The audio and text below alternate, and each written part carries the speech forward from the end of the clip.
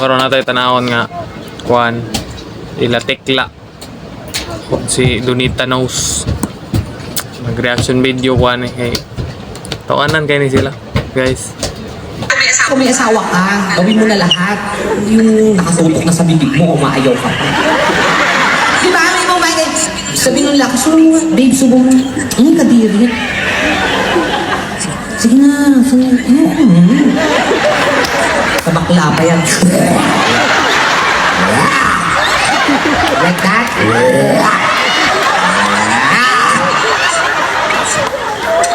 Pag meron kang asawa, gawin mo na lahat yan para hindi ka iwanan.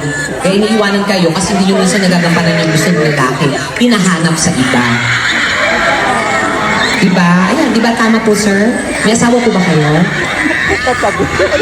Ito, oo. Diba? Diba? Dapat pag yung asawa mo naman, go all out ka naman. Hindi yung okay, mag-kaya kami nga mga baka. Ubus na yung baka account. Wala pa din.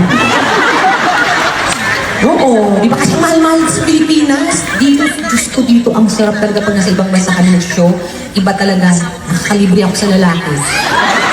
Oo, Diyos ko, ang gagwapo, di ba sa Pilipinas, ang liliit, 500, magabayad ka. Ganyan na ang 500. Lumakikote, 1,000, 2,000, 5,000. Diyos ko, mas malaki pa akin, halik. Dito, tsaka doon sa atin, iba-iba. Dito kasi, pag kumanon ka libre, kasi sarap ang pula-pula pa, diba? Sa Pilipinas, Diyos ko, may itsura parang may mga buhangin. Diba? O, tsaka pag subo mo, titignan mo yung katawan. Makinis, maputi, may abs.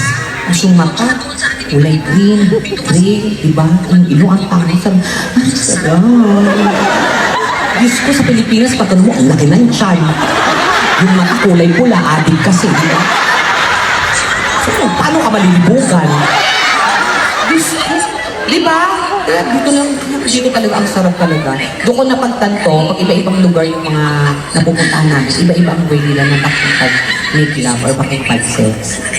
Pag Pilipino kasi mga tamad yung mga lalaki minsan. O ayoko na, o pag tinira ka ng 2 beses, 2 ungo lang marinig mo, yung pagpasok at saka pagkatapon. Oo, di ba? Nauungo mo niya parang, tapos wala ka nang marinig, mata na lang parang. Tapos malapit na, Hindi kasi pwedeng mag-ingay, kasi katabi yung nanay, pamangkin, kasi na-squatter. Paano ka mag-ingay katabi nanay mo? O di ba, hindi binulabo kayo ng nanay mo.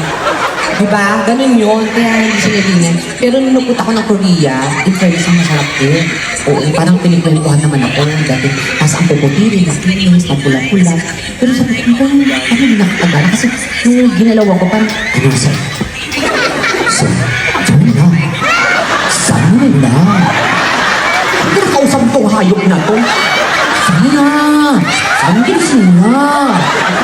Gago, ako malilibugan na ganyan. Pero dito, di ba? Tsaka nung show kami ng Canada, America, ang sarap, di ba? Oo, yung mga amboy, yung mga half, yung gano'n. Iba talaga yung mga lapad pagpasok ka lang. Oh, yeah. Ano, di ba? Oh, I feel like a baby. Ano?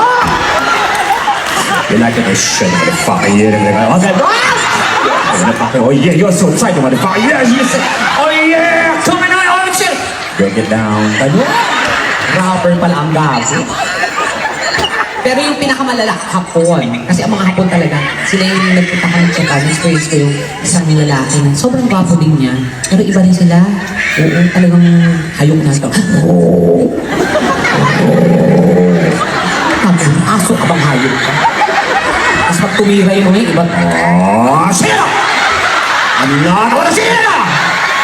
Gago ka yung tira mo ko pinapagalitan. Kaya talaga, ayoko na nga. Pero pag babae, pinakamagaling, Pilipina. Palapakan natin mga iba talaga ang Pilipina. Nalinis, makinis, mabango, maayos, lahat, diba? At saka ang Pilipina, pag talagang umuul yan, madadala kahit anong lahi. Oo, talaga pag iba, dami nag-react ko, diba? Yan yung mga, di ba ganun ang Pilipina?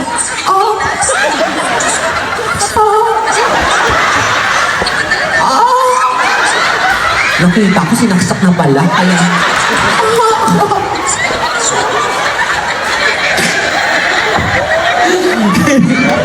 Pero hindi, yung malala yung mga Haponesa.